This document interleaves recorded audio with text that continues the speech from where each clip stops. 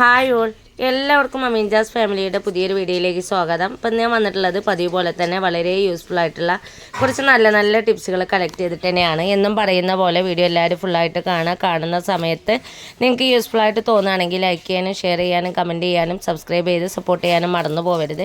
ഒട്ടും സമയം കളയാതെ നമുക്ക് ഇന്നത്തെ ഫസ്റ്റ് ടിപ്പിലേക്ക് പോവാം. നമ്മൾ കുറച്ച് അധികം വെളുത്തുള്ളിയൊക്കെ കൊണ്ടുവരുന്ന സമയത്ത് പെട്ടെന്ന് അത് ചപ്പയായിട്ട് പോവാറുണ്ട് അല്ലേ. അപ്പോൾ വെളുത്തുള്ളി ചപ്പയായി പോവാതിരിക്കാനും അതുപോലെ തന്നെ കുറച്ച് നാൾ നമുക്ക് കേടുവരാതെ സൂക്ഷിക്കാനും പറ്റിയിട്ടുള്ളൊരു ടിപ്പാണ് ഇന്നത്തെ എൻ്റെ ഫസ്റ്റ് ടിപ്പ്. ആദ്യം തന്നെ ഓരോ വെളുത്തുള്ളിയും നമുക്ക് ഓരോ അല്ലികളായിട്ടൊന്ന് വേർതിരിച്ചെടുക്കണം. അതിനായിട്ട് ഞാൻ എടുത്തു വെച്ചിട്ടുള്ള വെളുത്തുള്ളികളിൽ ഓരോന്ന് എടുത്തിട്ട് കൈ വെച്ചിട്ട് ഇതേപോലെ ഒന്ന് പ്രസ് ചെയ്ത് കൊടുക്കുന്ന സമയത്ത് നമുക്ക് നന്നായിട്ട് ഉടഞ്ഞു കിട്ടും കേട്ടോ. നമ്മളിത് അതേപോലെ ഒന്ന് കൈ വെച്ച് കൊടുത്തതിന് ശേഷം മറു കൈ വെച്ചിട്ടൊന്ന് പ്രസ് ചെയ്ത് കൊടുത്താൽ മതി. പെട്ടെന്ന് തന്നെ നമുക്കത് അടർന്ന് കിട്ടും. ഇങ്ങനെ ആയിക്കഴിഞ്ഞാൽ നമുക്ക് ഓരോ അല്ലിയും സെപ്പറേറ്റ് ആക്കി എടുക്കാൻ വളരെ എളുപ്പമാണ്. അപ്പോൾ ബാക്കിയുള്ള ഓരോ വെളുത്തുള്ളിയും ഞാൻ ഇതേപോലെ തന്നെ ചെയ്തെടുക്കുന്നുണ്ട്. ഞാൻ എല്ലാ വെളുത്തുള്ളിയും ഇതേപോലെ അടർത്തി എടുത്തതിന് ശേഷം കൈ വെച്ചിട്ട് നന്നായിട്ടൊന്ന് തിരുമ്മി കൊടുക്കുന്നുണ്ട് കേട്ടോ. അപ്പോൾ ബാക്കിയുള്ള വെളുത്തുള്ളിയുടെ തോലും പെട്ടെന്ന് തന്നെ നമുക്ക് അടർന്ന് കിട്ടും. ഇനി ഇതിൻ്റെ തൊലിയൊക്കെ ഒന്ന് എടുത്ത് മാറ്റാം. തൊലിയൊക്കെ മാറ്റി കൊടുത്തതിന് ശേഷം ഈ അടർത്തി എടുത്തതിൽ കേട് വന്നിട്ടുള്ള അല്ലികളുണ്ടെങ്കിൽ അതൊക്കെ മാറ്റണം കേട്ടോ.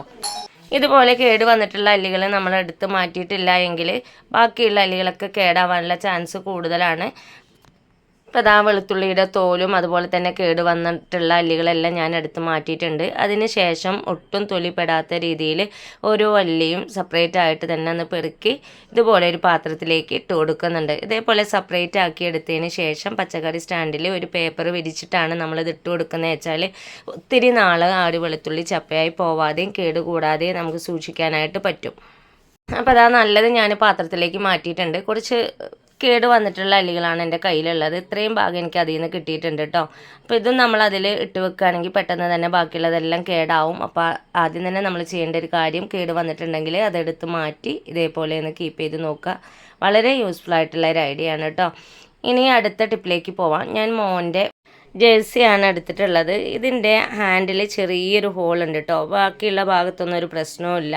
അപ്പോൾ നമുക്ക് കംഫർട്ടബിൾ ആയിട്ടുള്ളത് നമ്മുടെ ഫേവറേറ്റ് ആയിട്ടുള്ള ഒരു ഡ്രസ്സിൽ കുഞ്ഞു ഹോൾസൊക്കെ ഉണ്ടെങ്കിൽ നമുക്കത് ഒഴിവാക്കാനായിട്ട് ബുദ്ധിമുട്ടായിരിക്കും, പ്രത്യേകിച്ചും സാധാരണക്കാരായ ആളുകൾക്ക്. അപ്പം അങ്ങനെയുള്ളവർക്ക് വീട്ടിലൊക്കെ ഇടുന്ന ഡ്രസ്സിൽ കുഞ്ഞു ഹോൾസ് ഉണ്ടെങ്കിൽ നമുക്ക് ചെയ്തെടുക്കാൻ പറ്റുന്ന ഒരു സിമ്പിൾ ടിപ്പാണ് ഞാൻ കാണിക്കുന്നത്. അപ്പോൾ അതാണ് ഞാനിതൊന്ന് പുറമറിച്ചെടുത്തിട്ടുണ്ട്. ഞാൻ ആ ഒരു ഹോളൊന്ന് കാണിച്ചു തരാം. ഈ ഒരു ഹാൻഡിൻ്റെ ഭാഗത്താണ് കേട്ടോ. അപ്പോൾ അതാ വളരെ ചെറിയൊരു ഹോളാണുള്ളത്. നമ്മളത് മേലിടുന്ന സമയത്ത് നമ്മുടെ സ്കിന്ന് അതിലൂടെ പുറത്തേക്ക് കാണും. ഇങ്ങനെ കാണുമ്പോൾ അതൊരു വൃത്തികേടാണ് അല്ലേ. എന്നാൽ നമുക്കത് പെട്ടെന്നൊന്നും അറിയാത്ത രീതിയിൽ ആ ഒരു പ്രോബ്ലം സോൾവ് ചെയ്യാനായിട്ട് പറ്റും. അതെങ്ങനെയാണെന്ന് നോക്കാം. ജസ്റ്റ് ഞാൻ അതിൻ്റെ കൈ പോർഷന് ഒന്ന് തിരിച്ചെടുത്തിട്ടുണ്ട്.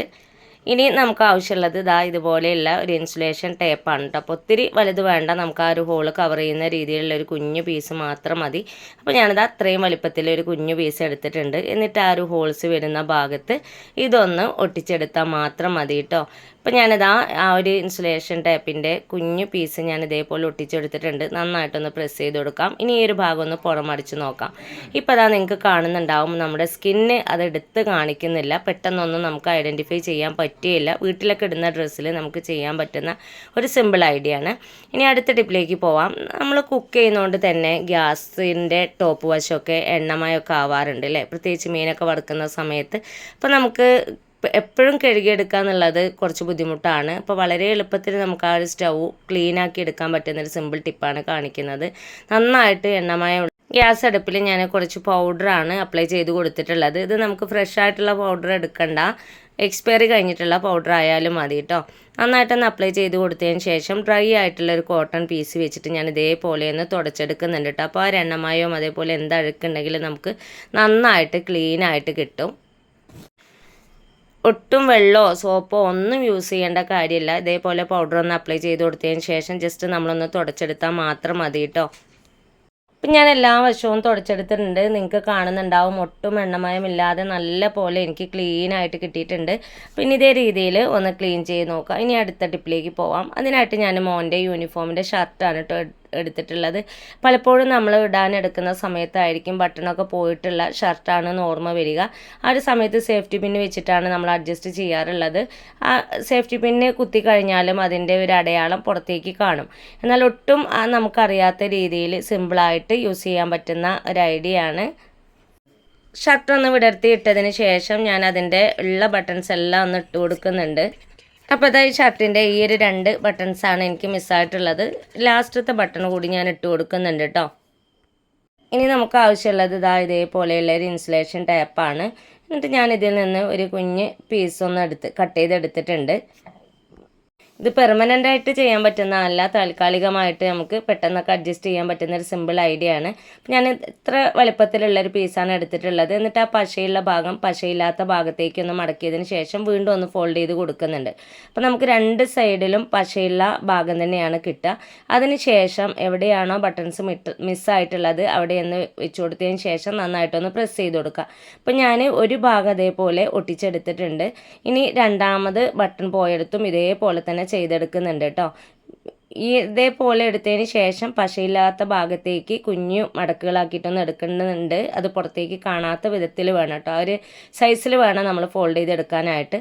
എന്നിട്ട് ബട്ടണ് പോയിട്ടുള്ള ഭാഗത്ത് നമുക്കിതൊന്ന് പ്രസ് ചെയ്ത് കൊടുക്കാം. അപ്പോൾ നേരത്തെ ഞാൻ ചെയ്ത പോലെ തന്നെയാണ് ചെയ്തിട്ടുള്ളത്. ഈ ഒരു ഭാഗമാണ് കേട്ടോ നമ്മൾ സ്റ്റിക്ക് ചെയ്തെടുക്കാൻ പോകുന്നത്. അപ്പോൾ അതാ ഞാനത് അവിടെ വെച്ചിട്ട് നന്നായിട്ടൊന്ന് പ്രസ് ചെയ്ത് കൊടുത്തിട്ടുണ്ട്. എന്നിട്ട് മേലെ ഭാഗം ഒന്ന് പ്രസ് ചെയ്ത് കൊടുക്കുക. അപ്പോൾ 2 ഭാഗം ഞാൻ ഒട്ടിച്ചെടുത്തിട്ടുണ്ട്. നമുക്ക് പെട്ടെന്നൊന്നും ഐഡൻറ്റിഫൈ ചെയ്യാനായിട്ട് പറ്റില്ല. അപ്പോൾ നിങ്ങൾക്ക് കാണുന്നുണ്ടാവും, ഞാൻ ആദ്യം ഒട്ടിച്ച ഭാഗത്ത് കുറച്ച് ഒന്ന് പുറത്തേക്ക് തള്ളി നിൽക്കുന്ന വിധത്തിലാണുള്ളത്. അപ്പോൾ നിങ്ങൾ ചെയ്യുന്ന സമയത്ത് ഒട്ടും പുറത്തേക്ക് തള്ളി നിൽക്കാത്ത വിധത്തിൽ വേണം കേട്ടോ ഫോൾഡ് ചെയ്തെടുക്കാനായിട്ട്. നമ്മൾ ഒട്ടിച്ചെടുത്തിട്ടുള്ള 2 ഭാഗങ്ങളാണ് ഞാൻ എടുത്ത് കാണിക്കുന്നത്. പെട്ടെന്നൊന്നും ഐഡൻറ്റിഫൈ ചെയ്യാൻ പറ്റുകയില്ല, എന്നാൽ നമ്മുടെ ഉപയോഗം നടക്കുകയും ചെയ്യും. വളരെ എളുപ്പത്തിൽ ചെയ്യാൻ പറ്റുന്ന ഈ ഒരു ടിപ്പ് നിങ്ങൾക്ക് യൂസ്ഫുള്ളായി കാണുമെന്ന് വിചാരിക്കുന്നു. ഇനി ബട്ടണൊക്കെ മിസ്സായിട്ടുള്ള ഷർട്ട് ഉണ്ടെങ്കിൽ സേഫ്റ്റി പിന്ന് പോലും നമ്മുടെ കയ്യിലില്ലാതിരിക്കുന്ന സമയത്ത് ഈ ഒരു ടിപ്പ് എല്ലാവരും ഒന്ന് ട്രൈ ചെയ്ത് നോക്കുക. ഇനി ഇന്നത്തെ അവസാനത്തെ ടിപ്പിലേക്ക് പോവാം. കിച്ചണിൽ ഓരോ വീട്ടമ്മമാർക്കും വളരെ യൂസ്ഫുൾ ആയിട്ടുള്ളൊരു ടിപ്പാണ് ഇന്നത്തെ എൻ്റെ അവസാനത്തെ ടിപ്പ്. നമ്മൾ വീട്ടാവശ്യത്തിനായിട്ട് ചെറുപയർ, പരിപ്പ്, മമ്പയർ, കടല ഇതൊക്കെ കൊണ്ടുവരുന്ന സമയത്ത് കുറച്ചധികം ഉണ്ടെങ്കിൽ പെട്ടെന്ന് തന്നെ അതിൽ പ്രാണികളൊക്കെ വന്ന് പൊടിയായി കേടുവരാറുണ്ട്.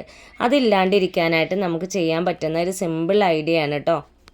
അപ്പോൾ അതിനായിട്ട് നമുക്ക് ആദ്യം ഒരു കിഴി ഒന്ന് റെഡിയാക്കി എടുക്കണം. ഞാനൊരു കോട്ടൺ പീസാണ് എടുത്തിട്ടുള്ളത്. ചെറിയ പീസ് മതി കേട്ടോ. അപ്പോൾ ഞാനത് സെൻറ്ററിൽ ഒന്നുകൂടെ ഒന്ന് കട്ട് ചെയ്ത് കൊടുക്കുന്നുണ്ട്. ഇതേപോലെ 2 പീസായിട്ട് ഞാൻ കട്ട് ചെയ്തെടുത്തിട്ടുണ്ട് കേട്ടോ.